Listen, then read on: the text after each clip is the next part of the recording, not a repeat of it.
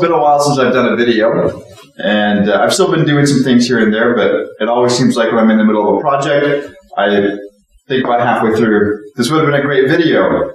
I didn't get the cameras out and things like that. So I need a workbench, but I don't have a place to put a workbench. It's a problem.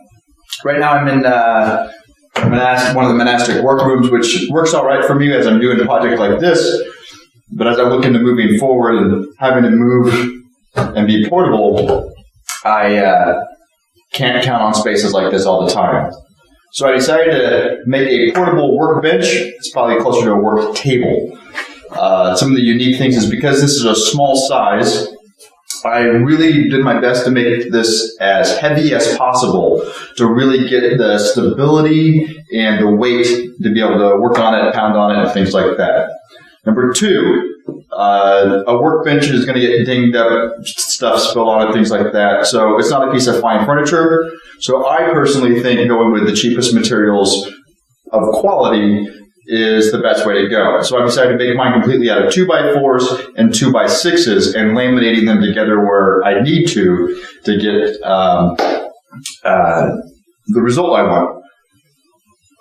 Number three, because it's going to be portable, I decided to make this so that it's only going to have maybe 8 screws into it, and those screws are going to be in places where they can be permanent, so I won't have to screw and unscrew and eventually strip out the wood. The rest of it's all going to be held together with joinery, the weight, and some wedges, so that a couple taps with my mallet dislodge a wedge and be able to take it apart, put it into my van or truck or whatever vehicle I happen to have at the time, and move it with me.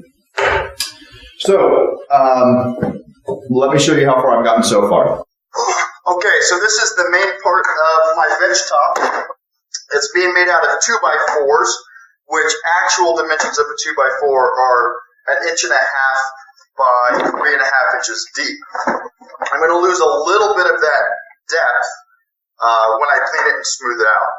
But it makes it light enough that I want to be able to take this apart, and this will become a little bit heavier, but it's something that I can pick up, but it's quite solid. So I'm going to be able to work on it, hammer a little bit for whatever I'm doing, and have a more stable table to work on than a desk or a picnic table or folding table, whatever I've been using currently when I have a chance. I designed this, the main workbench surface itself, when it's all done, will be 18 inches by 3 feet wide. I cut these boards 3 inches shy of 3 feet because eventually what I want to do is add breadboard ends onto the surface, which while it's not fine furniture, that'll add a last detail, cover up that end grain there a little bit. I also was able to find online an inexpensive 6-inch bench vise. And so I will be mounting a vise onto the end to be able to get some vise and clamping pressure that way. And eventually I'll be drilling dog holes somewhere in here, as well as a couple of hold-fast holes. To do the joinery, what I'm going to end up having for legs are going to be made out of 2x6s, and they're going to be 3 widths laminated together.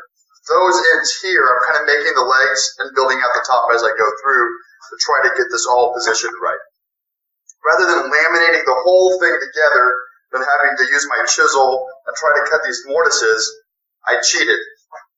And I just cut these blocks the length I needed to be able to leave a 4.5-inch gap.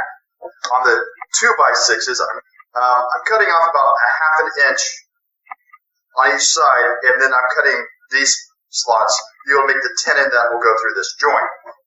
I've got my pieces numbered here. I want to make sure I get it to the right spot. Oh, this is my top side. When I selected my lumber and how I was putting it together, I tried to pay attention to the direction of the grain, and with only a couple of exceptions, I was able to keep the knots all about 1/4 of an inch below the top surface. So as I'm planing it, hopefully not too many knots will show up. But the nature of what I was working with, I will have a knot there. And this piece here shows you a good idea of what I was able to accomplish, with this being the top and this being the bottom. And these knots are not going to be a problem. So the idea for these tenons is that I got them here. This one I got a little bit loose. Just a little bit of a whack with my mallet gets that seated. And then what I'm going to do is I've got a shorter length here that will then be squared up to the leg. The leg will be leveled, so it's vertical. This will get laminated into this position here, and it will hold. So an example of what's going on there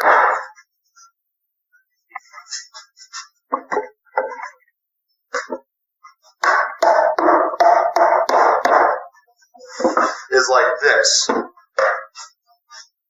My pieces will have room for a 2x4 to run across and be a brace between my legs side to side to keep my legs square and stable, and to try to get as much of this weight as I can to be interconnected to make as solid of a surface as possible. Now over here I have clamped up two of the other legs, where from the top here you can see this is the tenon of the mortise that you saw that I built into it.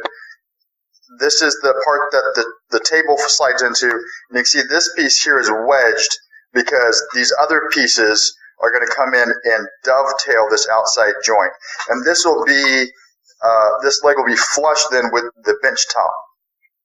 And so right now you can see I just have them clamped up as best as I can, probably more than I need, but I've got the clamps, so why not use them?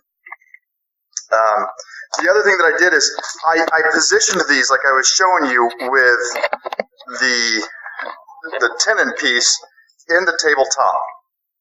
And then the middle piece, I worked onto it while it's there. So I didn't want to have any squeeze out, gluing it to the table in any way. So the glue line I stopped 1/2 inch from the end of this board so that squeeze out wouldn't come into that part. And then the same thing I did for the other side when I put this leg on as well. I kept it 1/2 inch from the sides just to prevent that from happening.